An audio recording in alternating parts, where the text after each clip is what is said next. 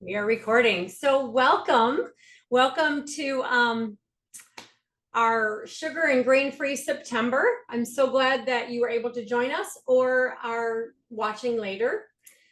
And I'm glad that you're here. I'm really excited to do this along with you guys and not be doing it alone, but also hoping to help you if you've never done this before. If you want, throw in the chat if you've ever tried to go a month without having sugar or grain, and how that worked out for you. And just let us know kind of where you're on the journey or in the comments in our Facebook group. Welcome, Rose. I'm so glad you're here. Feel free to put on your camera or not. It's up to you. So before we get into the 3 keys of change, I want to give you some info about the group. Number one, this is your group. I really want you to engage, especially in our Facebook group page. And hopefully with the Zooms that we have and the different things that we're doing, you can jump in and not only share where you are on this journey, your struggles, your high points, but also really encouraging one another. So you guys are also just helping each other out and being there for each other. And I think hopefully what I hope happens is some of you even connect personally in real life or online and make new friends and stuff like that and share your journey with someone else, because that is where the power is. And I'm telling you, when I first started this, like, I didn't have anyone else who really wanted to do this with me. So I made an online community, my people, because I needed to kind of surround myself. They always say you are the 5 people you surround yourself with. So I surrounded myself as much as possible with other people who were on this journey myself, or that I was also on. So I'm just gonna, what is this? Oh, trying to just set up my view here. Okay. So anyways, this is your group and I want you to engage and make it your group, encourage others, share your struggles. And then what I'm going to do every day, so we're going to start this on September 3rd, correct? Yes, next Tuesday. I figured there's no sense in trying to start it this weekend. It's Labor Day weekend. Everybody's busy. We won't be there for each other. And you probably will be in situations where it would be really hard to start this day one. So we're going to start it on Tuesday. And starting on Tuesday, then every day, aside from the other posts that I'll be doing, I will also do at the end of the day a check-in for everyone. So I'm going to call it a Did You Beat Today post. And so what I want you to do is, if you went the whole day without sugar and grain, I want you to give it a heart. And I want you to give that a heart, and you're feel free to comment if you want, but it'll kind of be that thing at the end of the day. It gives you that motivation, like, I want to get that heart in, I want to do this. And so you heart it. Now, if you are choosing, and you may very well do this, to not go completely sugar and grain free, but to do something like, I'm going to quit pop for the month, or I'm going to change my breakfast so I never have anything sweet in the morning. I'm not going to have pastries. I'm going to totally switch to having eggs or something. So you can do this journey that way. I'm going to focus on being sugar and grain free, but I also want you to do this in a way that will be lasting for you. So if you want to take it 1 week at a time, say, and like the first week, you are just quitting one part of this, I'm just not going to be having any sugar. And then the second week, you're going to say, okay, now I'm going to add not having grain, or whatever it is. This is your journey and we want to be here to support you. So if that is you, so if you set a goal besides sugar and grain free, I want you to, and you reach it, I want you to like that post. Okay. And then if you have a day that, maybe you missed the mark, but I want you to check in anyway. And I want you to give yourself one of the care, one of the hug. I want you to do that on that post, is click that little care button and the little hug button, because we're going to love ourselves on this journey, and we are not going to condemn ourselves, and we are not going to beat ourselves up. or one another. This is a non-judgment, non-comparison journey, okay? You are competing with yourself. That's it. All right. There's no competition in this. This is about you doing better, and you are the mark. You want to do better than you did yesterday. So give yourself a hug on those days. And I'm going to really encourage you to never go 2 days in a row off track. Because, and if you keep that mindset that, okay, I had a day, but I'm not going to go 2 days off, just to keep yourself from falling into that pit again. Okay. So a heart if you went completely sugar and grain free, a like if you reached the goal that you set for yourself that day, and then a hug if you missed the mark. All right. So another thing I want to tell you about is that we are going to do an in-person greeting or meetup on September 13th. I don't know if we'll do more than one, but we're going to start with this one, Friday, September 13th, 9 o'clock. My dear friend Angie at Passiflora in Plainwell has offered to let us use her space. So she is going to open up an hour early at 9 a.m. and let us come in. She's got this meeting room in the basement. We're going to have some coffee, get together just to see each other in person. And if a few of us make it, I think that would be a great success. And just so we can kind of see each other in person and touch base. And Angie is very excited to do some things with that meeting room and to have people in. And you can also check out Angie's amazing store. So if you are local and can do that, that will be at Passiflora in Plainwell on September 13th at 9 a.m. I will put more about that in the group. So, all right, we're going to jump into the 3 powerful keys to change. They are, and I'm going to share part of my screen with you.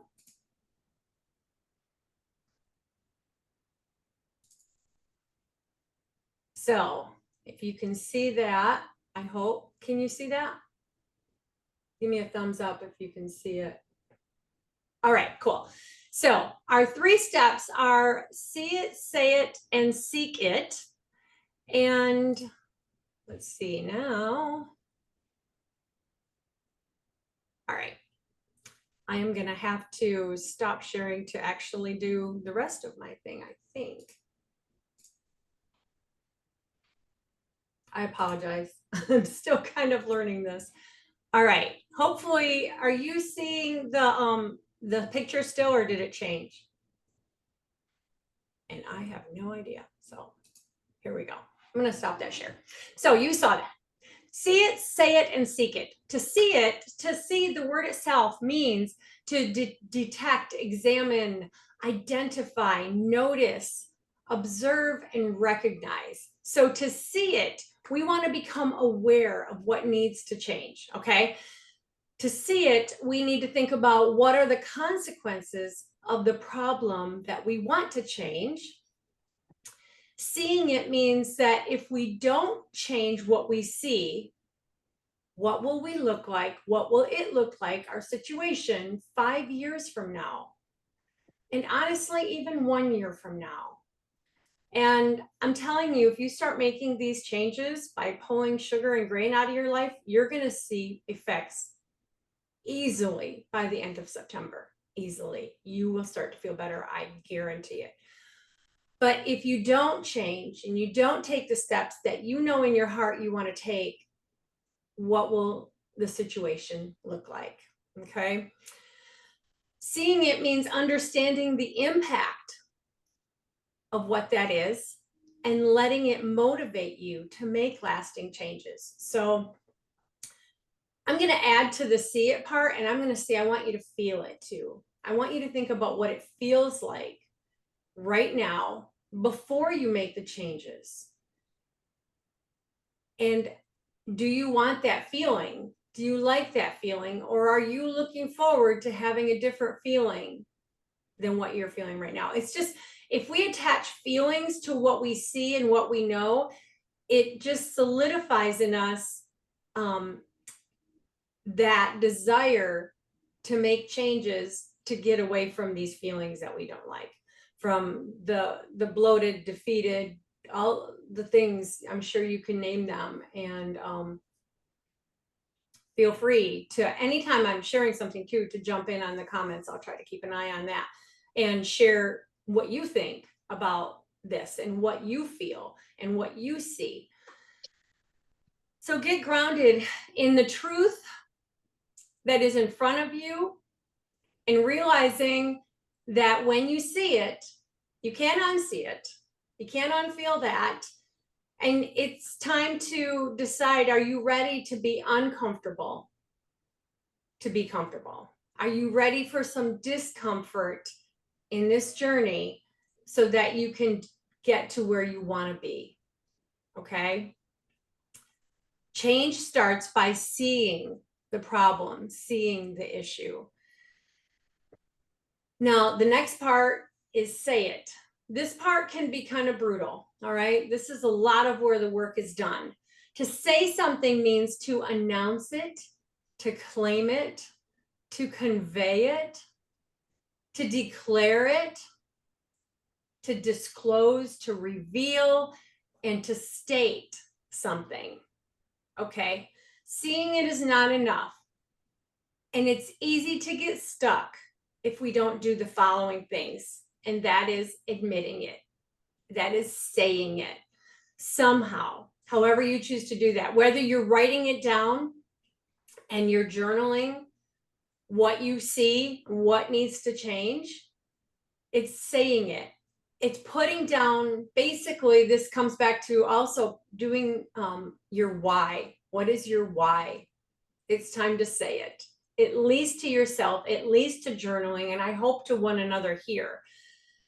And if there's confession that needs to happen, you know, as I know a lot of you, most of you, I think, are believers. And so there's that part of us that says, Lord, that for me, I've gone to God and said, to say it, I have to say, I have made a lot of choices that didn't benefit me and didn't bless this body that you gave me.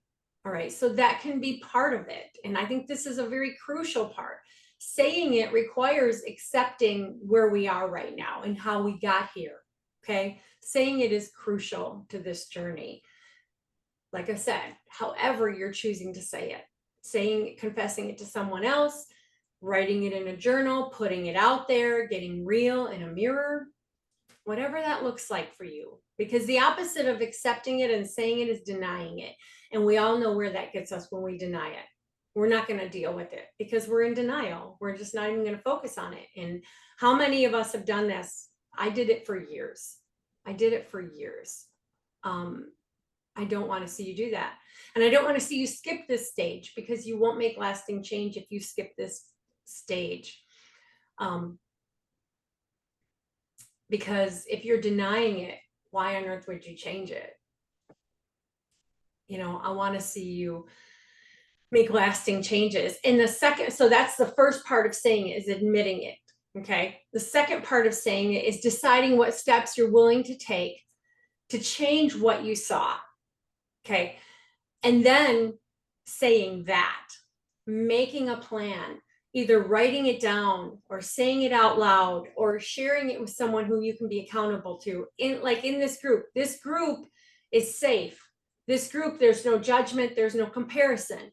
So we can say where we're at. I mean, I have confessed to people about hiding wrappers and eating in secret and all the things that I talk to women every day, and they're doing the same thing. And there is something very freeing about saying it and putting it out there and making a plan for what is next. So you need to ask yourself, what tools maybe do you need on the outside for this journey? Okay. That is, and then making those decisions about what that will be. Is it about food? Is it about drink? Is it about knowledge? What do you need on the outside? What do you need to do around you for your home to create an atmosphere that you can be successful in? What foods do you need to get out of your house that are, you know, I realize some of us are living with families and there's foods that everybody needs that aren't beneficial to us. But there are also foods that I would have in the house that I would say, well, they're for, you know, because the kids are here. But yeah, I was the only one who truly ate them. So those are the ones that you can deal with. Those are the ones that you can get out of the house, right? So focus on that. And then there's what is the internal change that needs to happen? You know, what do you need to learn more and to support your own self besides this group? Obviously, this group is going to be crucial, but what else do you need? Are there books that you can read? Which there are. There are a lot of books you could read. It could be videos to watch. It could be on YouTube. It could be podcasts. I mean, I immersed myself when I decided this is what I was going to do. I literally immersed myself in a culture of people who were doing this, people who were living sugar-free and who were living low carb and trying to take care of themselves in this way and have metabolic health. So I really, really focused on that. So what do you need on the outside and what do you need internally, okay, to help you do this? And then the next thing is to seek it. To seek means to explore, follow, investigate. I apologize. They're actually doing my landscaping right now. It's really loud out there. I hope you can still hear me good. To seek means to explore, to follow, excuse me, to investigate, to pursue, to delve into, and to inquire. So this is where we get really curious about why we're eating the things we are, what the foods that we're eating, what they do to us or for us. Actively start seeking information and how to get better, how to better understand this journey and how to start better habits and stop bad ones. Okay, I've got, again, on my website at praiseandcoffee.com, there's a resource page, and I've walked you through that before in other videos. But if you go there, I have video links and podcast links and all those things that can tell you a lot of this information, are really good support there. So use those resources, please.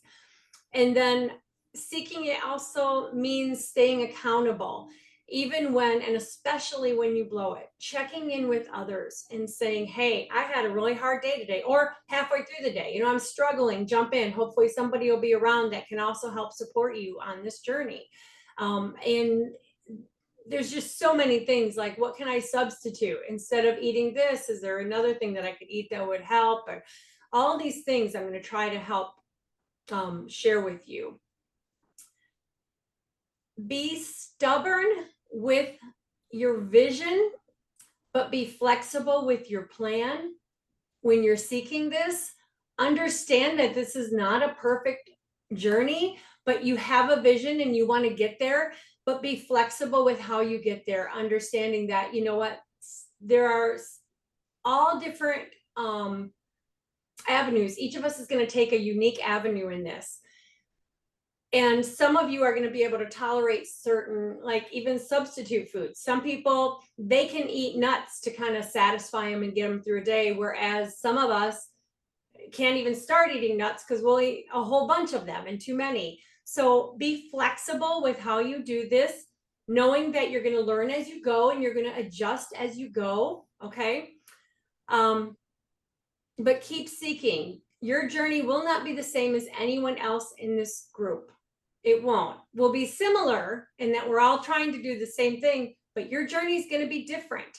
And there may be ways that maybe your struggle is, I have this pattern that I always eat at nighttime sitting with my husband watching Netflix. Okay, maybe that was me.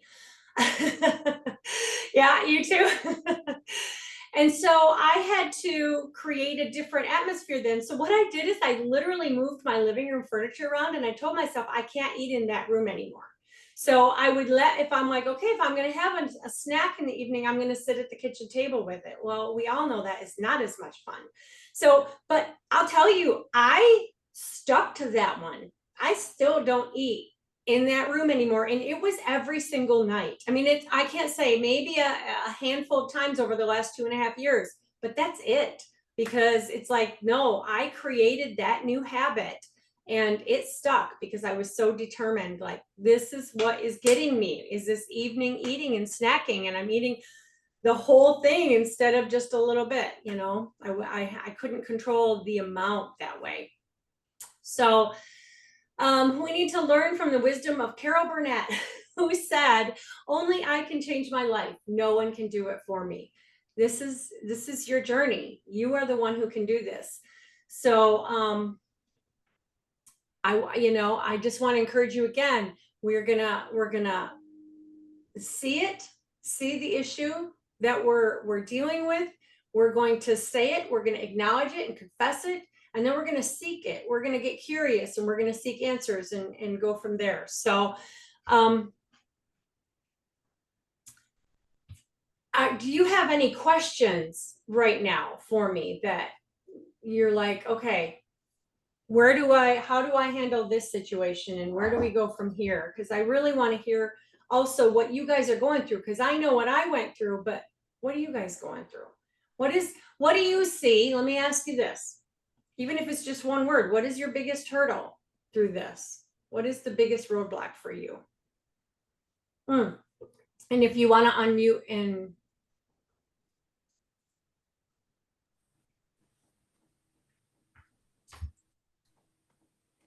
Hey Sue, it's Rose. Hey Rose. My biggest hurdle is snacks. Yeah. I can't pick healthy ones and I need quick ones. So it's going to be the planning and always having the correct stuff on hand. That's going to be hard because I don't get to sit and have a meal a lot. So I just kind of graze all day, and it's potato chips are my favorite. Yep. Which isn't a sugar or grain, but it's turns into a sugar. So yeah, exactly. I mean, and that's just it. It's kind of with this, I didn't necessarily want to say we want to just go low carb or whatever, but ultimately, you're feeding your sugar habit with potato chips because that's high carbohydrates and it turns into sugar in your body. So, and that's why I decided to say no grain also, because I know a lot of times we're like, okay, I can quit sugar, but then we're going to focus on bread. We're going to be eating. Our body knows how to find that sugar hit, because these other carbohydrates all turn into sugar and give us that same dopamine effect. So we're looking for that. But my biggest advice is do your best to have more satiating meals, because the one thing I don't want you to be is hungry through this. And if we're eating nutritious food, we should not be hungry, because nutritious food is going to focus on protein. Number one, focus on protein. That is going to be the most satiating thing you can do. And then don't be afraid of healthy fats. So I would say, if you have to snack, it's having hard-boiled eggs available, because truly, the funny thing is I will make those and have them, like, okay, if I'm going to snack today, I'm going to have hard-boiled eggs. Well, I don't really want hard-boiled eggs for a snack, and I like them and I eat them regularly. But when I think, oh, that's the only snack I can have, I'm like, yeah, I'll wait till I can eat. So nuts, like I said, for some people, nuts are really good. I try to have easy kind of charcuterie stuff, like meats and cheeses available that I can grab. But I also, like I said, the most important thing is eating those bigger nutritious meals, because when you fill up on protein and healthy fats, you don't feel the need to snack. We realize a snack is actually an emotional impulse a lot of times. It was totally for me. Like, that was always an emotional decision. Yeah. Like, I would have a bad something in the day and I'm like, I need something. And that's another part of this journey, is realizing, oh my goodness, I'm turning to food so much for emotional support. So I had other issues to actually deal with. Because giving our body that rest between meals is really, really good for us. And Yeah.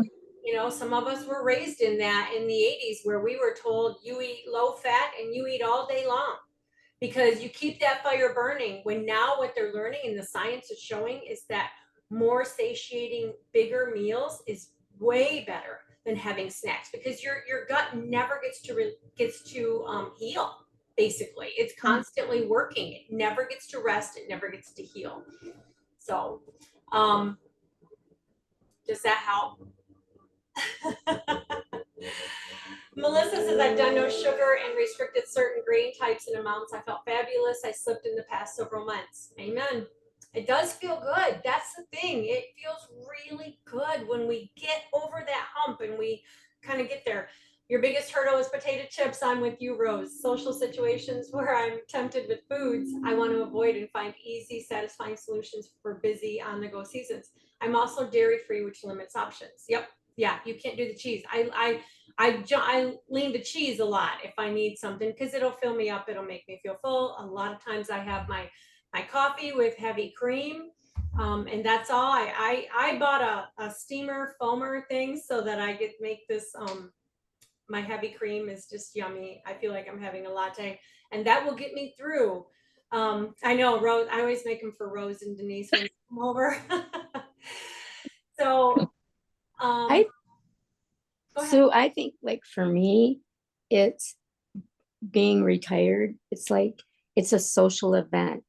Yeah. Everybody's always like, hey, you want to go out for breakfast after yoga? Hey, you want to go here for lunch? We go out to eat almost every Friday. And then when we're in Florida, we go out to eat several times a week. Right.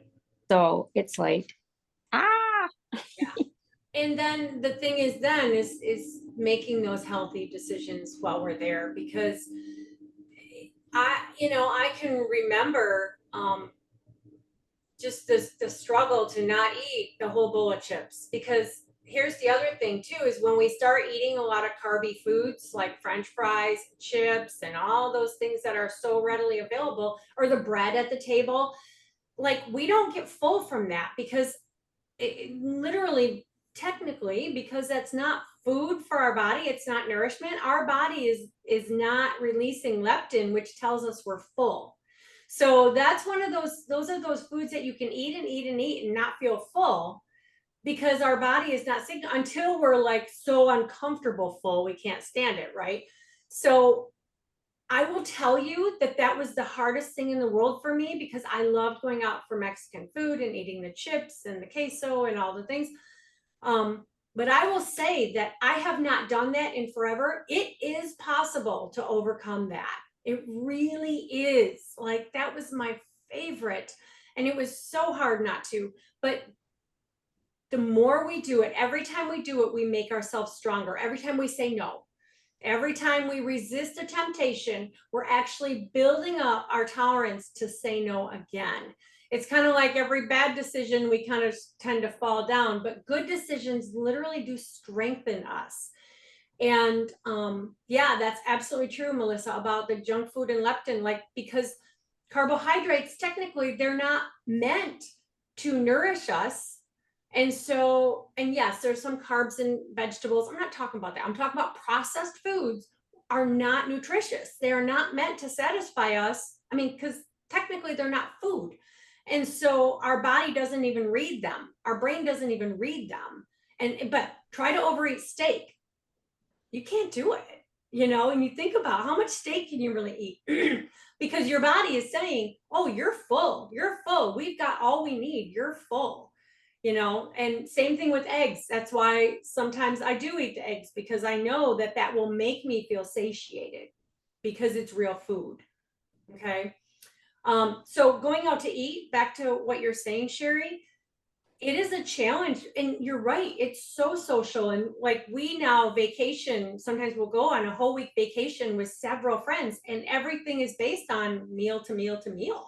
That's kind of like all the events are that way. So what we have to do then is make those choices that are better for us. So if we go to, say you're intermittent fasting and you don't want to eat breakfast, but everybody's going to breakfast. So you have a cup of coffee with cream and just say, hey, you know what? Today I'm not having breakfast. Or you have a high protein breakfast. You have eggs and bacon. I love eggs and bacon. I eat so much of it. So we just have to adjust how we eat, and I've talked a little bit about eating out. A lot of times if we go to a pub, I love going to pubs because I love Hamburg. I love Hamburg, and I get a cheeseburger and I just don't eat the bun. And then I'll get like a little side salad or something, even if I need that. Sometimes like, at Maud's, they have that, you have like 2 like huge burgers, you know, and I'm like, that's just all I eat. But and we think the hard part is like as we're ordering and before we're ordering and seeing, you know, thinking, I want this, I want this, I want that. But when I'm done and done, I've eaten nutritionally for myself and I'm full, I never regret it. I never once regret not having French fries. Never once. Beforehand, yes. I want them, I want them, I want them, I want them. I don't eat them. I'm like, oh, I'm glad I didn't. I'm so glad I didn't. So it's that delaying gratification and thinking, how will I feel after this meal? And then making choices to go with that. I mean, it's not easy, but it's possible. And you get stronger every time you make a good choice. I promise. Hi, Sue. Can I share? Yes, please do, Shonda. I thank you for having this group. It showed up right at the right time. Where are you located? I'm in Texas, Okay, all right. so I'm in a different time zone. I'm not going to get to have the meetup with y'all because I'm not going to make it to Fine. Florida. But anyway, I thank you for having this because I think for me, what's been missing, because I've been down this journey before and I've done it not just months, but for a whole year at a time. So I've lived this, but I've slipped off. And I think one of the primary reasons is I haven't stayed with accountability. I haven't stayed with the group. I haven't stayed immersing myself in the content because a lot of the resources that you shared, I'm familiar with, but I haven't stayed Yeah. in it. And so I forget so easily, but I think humans as a general, we forget and we don't keep it in our forefront. And 100%. and so I've let those reasons I was doing it, I was letting those things slip away. I was not keeping that. And then just, I don't know, just, Well, the excuses get louder, don't they? yeah, they do. When you kind of don't start staying and keeping that other, the right voice is loud, the excuses get louder. And oh, it's no big deal. It's just this. Yeah. It's just that. And Yeah. you start doubting all the things that you knew and that kind of kept you free for so long. So Yes, it does. 100% It does. agree. Yeah, and tortilla chips and salsa is my weakness. And I recommitted to starting over again this week, even though you start in September. But for me, I was like, okay, I want to start this week.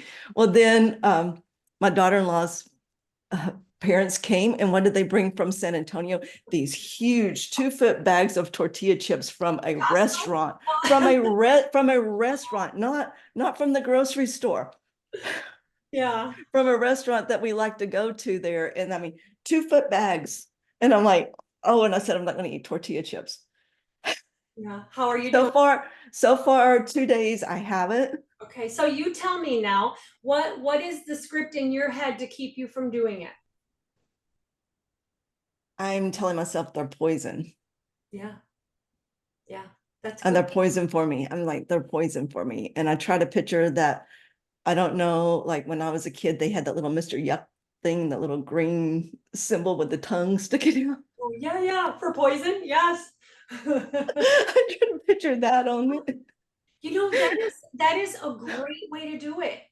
I think that, and I do that with a lot of things. And, you know, it's when I tell myself, well, just a little, well, then I think, well, think about what I'm saying. You know, just a little poison is still poison, you know? Yep.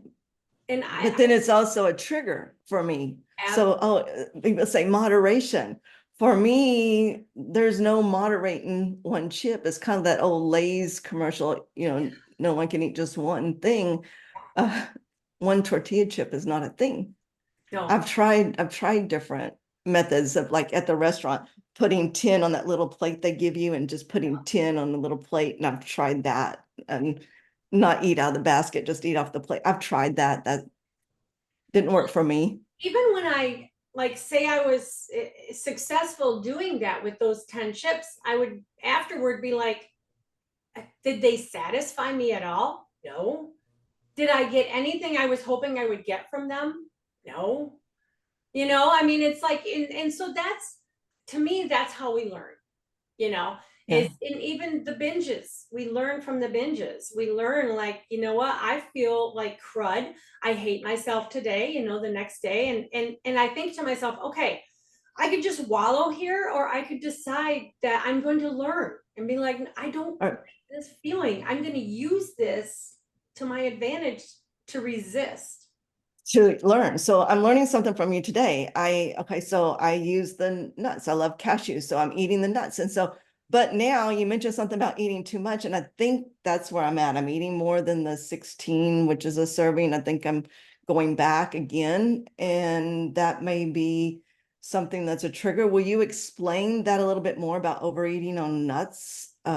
Yeah, I think Uh, overeating, basically, especially things like cashews, pistachios, they're like really high carbohydrate nuts. So we do get a good feeling, like we get Or dopamine take from eating them. And so What time are you golfing? it's like, Days coming over about 10:15. so we want to, that little bit makes us want more. So dopamine is the drug of more. It is that I get a hit from it. It's an anticipatory thing. Like we are, we get dopamine even from wanting something. And so when we're having something that we know is, or that is kind of triggering dopamine in us, we're going to want more. We're going to want more. It just kind of is like a thing where the more we do it, the more we want, if that makes sense. And I think for, you know, nuts, peanut butter, I have to avoid altogether, because the minute I start, I just don't want to stop. And I think you might get filled up more from nuts like pecans and walnuts. They may be more satiating. But I have to measure them if I eat them. I mean, I guess that's the bottom line, is it's just, is measure it. you know. Okay, so the cashews are more carb loaded than some other nuts. So that's something for me to research then. Yes. All right, then also you mentioned the healthy fats, which I love avocados, and I will eat a whole avocado. And I think that may be too much fat in one meal, or is that, You know, that's, I mean, I'm not talking the mini ones, I'm talking, yeah. uh, Again, all of us are going to be different on that.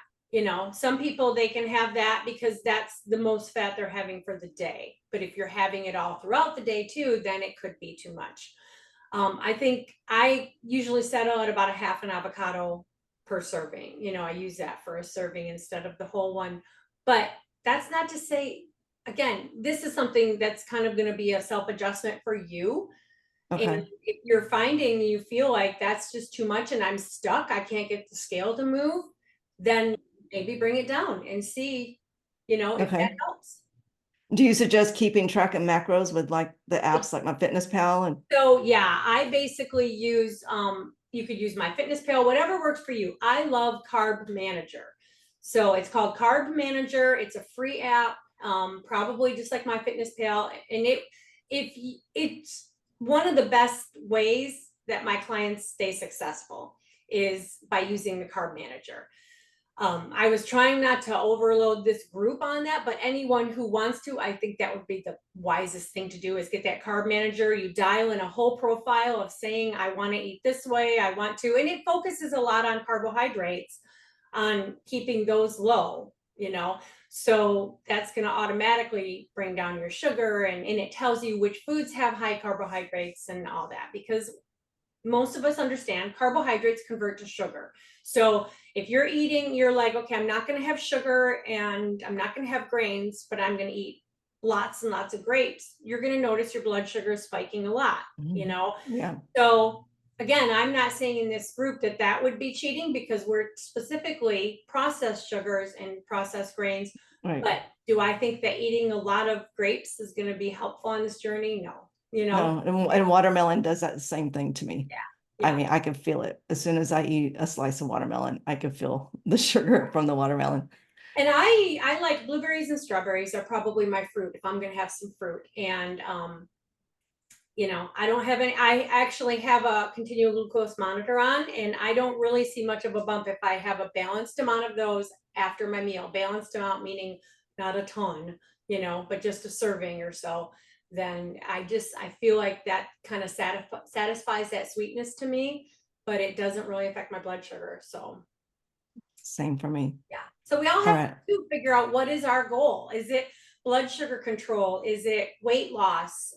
Is it I want to eat whole organic foods? You know, everybody's going to have a different goal in this. And so, you know, but we're gonna mostly focus on the sugar and the grain. But yeah, but I'm happy to talk about low carb because that is something that definitely I think that's what's changed my life and reversed autoimmune disease and all that stuff. So yeah, anybody else? Or do you have anything else, Shonda? That's primarily my questions. I know you mentioned you're going to address some of the mindset issues next week.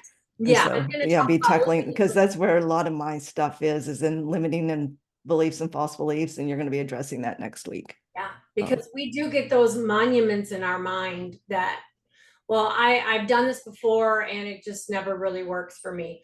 We're gonna break some of those down because they're limiting beliefs. They're limiting us. They're keeping us from growing and from being successful. So yeah, we're gonna dive into that next week for sure. Yeah, I'll set aside the time for that too. Thank you. cool. Yes, I'm glad. It's good to have you from Texas. My daughter lives on there. What part of Texas are you in? I'm in Lubbock, Texas. Okay.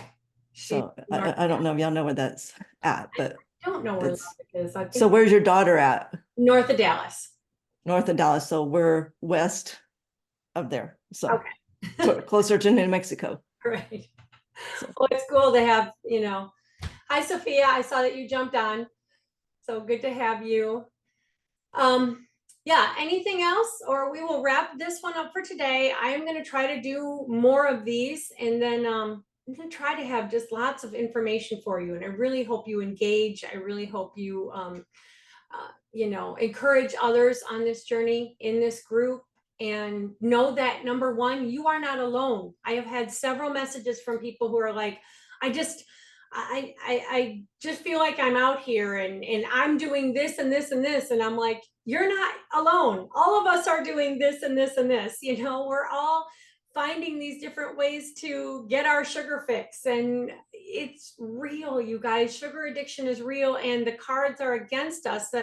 The things are stacked against us in this nation because these food companies that once were cigarette companies and then bought the food companies, they work hard to get us addicted to food. They create what's called a bliss point, which is that perfect amount of fat, sugar, and salt. And it gets us addicted without a doubt. Yes, we are responsible for everything we put in our mouth, but yet we are set up for failure in this nation because we are taught to follow a food pyramid that it has a 20-year lifespan of giving us diabetes, literally. Like if you question that statement at all, go on my website, look under resources, find that video by Sarah Hallberg that is on my resources page and watch that video, 15 minutes. You'll just be like, oh my goodness, I had no idea that the food pyramid is basically a 20-year plan to get diabetes. It's slow, but it happens and it builds and builds and builds. So this is real. I love that book by Kelly Means that just came out, or Casey Means. She did one. I'm still in the process of reading that about my energy. Good Energy, I think it's called. And it is so, so good. I did put that video with her and her brother and Tucker Carlson. It's in our group. This is not political. If you don't like Tucker, he's not really a big part of this. You want to hear what Callie and Casey say because it's powerful and it's really, really good to understand that there's almost this like war going on, you know, for our money and in between big pharma and big food and all these things. And I'm not trying to be conspiracy. This is real. There's just no denying it. Look around, you know, it is real. Over 80% of people are have some metabolic syndrome symptom. And so this is real. And I want to help you get through it and get stronger. And I know that you can do it. And every time you make a good choice, you get a little bit stronger. So prepare yourself, prepare your home, get the foods out that you can get out. Figure out a way to avoid seeing those. So if they're in the house, there's foods in the house that you have to have because of the kids. Try to figure out a way to put them in the cupboard so they're not right in front of you all the time. Because I often say food can be like porn. You know, once you see it, you want it if you have a problem with it. So, so do that. Prepare yourself, get ready. We're going to get started on Tuesday. In the meantime, I'll be talking to you guys a lot and sharing stuff with you. So thank you so much. And yeah, they call it age-related disease, but it's not about age. You're right. It's about the years that the food is consumed. Exactly. We get to that certain point and like we've been eating that way for so long that there it is. So, all right. Thank you, ladies. I hope you have a wonderful weekend coming up, a nice, long, beautiful weekend. And we will talk again soon.